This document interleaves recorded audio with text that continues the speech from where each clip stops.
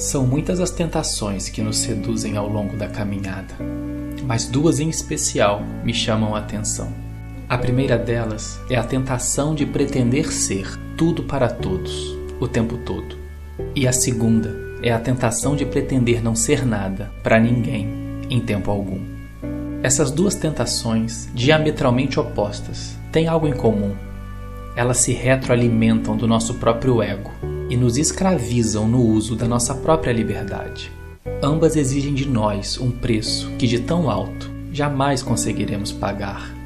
Pretender ser tudo para todos, o tempo todo, nos faz crer que somos e devemos sempre buscar ser o salvador do nosso próximo, não importa a circunstância em que você ou eu nos encontremos. É uma espécie de síndrome de Messias que escancara o nosso altruísta e vaidoso desejo de querer ser, em todo o tempo, a tábua de salvação que vai socorrer quem está se afogando no mar da vida. Só que nenhum ser humano consegue viver ou sobreviver assim. Quem busca apenas se doar o tempo todo acaba se esquecendo de que existe um tempo determinado para todo o propósito debaixo do céu, e que esse tempo inclui também o momento de se aquietar, de se permitir se escutar e de se permitir receber.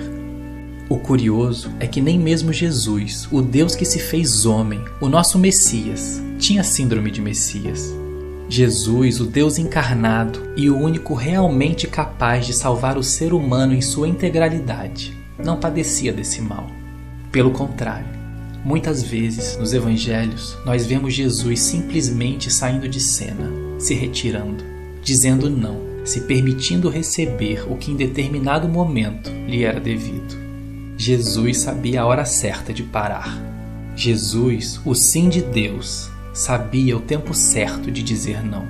E eu, pobre, fraco, limitado e mortal que sou, me vejo muitas vezes doente, como um falso Messias, que só sabe dizer sim o tempo todo, incapaz de me retirar e de dizer não. O problema é que no extremo oposto da síndrome de Messias, mora em mim a tentação de pretender não ser nada para ninguém, em tempo algum. E essa sutil tentação me faz acreditar que eu sempre devo ser o que eu quero ser, não importam as circunstâncias. E o meu egoísmo contribui para que o meu próximo morra afogado, mesmo estando ao meu lado. É uma espécie de síndrome de anticristo que só me faz pensar em mim o tempo todo e fechar os olhos para a destruição, por inanição, do próximo que está distante ao meu lado. A síndrome de anticristo acaricia o nosso ego, incha o nosso eu, até nos tornar cegos e indiferentes à humanidade e à dor do nosso próximo. E nós nos acostumamos a tratar um ser criado à imagem e semelhança de Deus, que ainda vive e respira, como se morto estivesse. Só que ninguém consegue viver ou sobreviver assim. Afinal, quem canaliza toda a sua individualidade e toda a sua potencialidade para se tornar um ser individualista não entendeu a mensagem do Cristo. Porque se por um lado Jesus sabia dizer não, por outro, ele não hesitava em se doar. Por um lado, a síndrome de Messias satisfaz o meu ego, superestima a minha capacidade e o meu papel na humanidade, a ponto de eu só conseguir olhar para o meu próximo e não para mim. Por outro, a síndrome do anticristo infla o meu ego e acaba esvaziando o significado e a identidade do meu próximo, tornando o meu irmão um ser estranho e distante, ainda que ao meu lado. Ambas as tentações, contudo, idolatram o meu eu.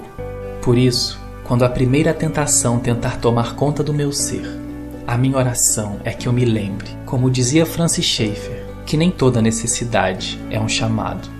Minha oração é que eu aprenda a me entregar a Deus, que eu aprenda a entregar o problema do meu próximo a Deus, que eu me permita receber, que eu aprenda a me aquietar, a me recolher e a ter a sabedoria de saber a hora certa de dizer não e de me retirar. E quando a segunda tentação bater à minha porta, minha oração é que eu consiga me abrir ao próximo e que eu volte a sentir a alegria e o renovo que há em se doar como Cristo se doou. Que eu me lembre que o Pai é nosso, que o pão é nosso e que Deus me criou com o DNA da comunhão. Minha oração é que o Espírito Santo quebrante o meu coração, que Jesus me esvazie a cada dia do que já estou cheio e que Ele me encha a cada dia do que ainda estou vazio. E que eu me lembre que se por um lado Nem toda necessidade é um chamado. O meu desafio é focar na necessidade específica para a qual Deus me chamou ou está me chamando. Enfim, que eu não tenha medo de me doar e de abraçar, mas que eu me lembre que haverá a hora certa de me retirar. Que Deus, o nosso Pai, conceda a você e a mim a graça de viver esse santo equilíbrio.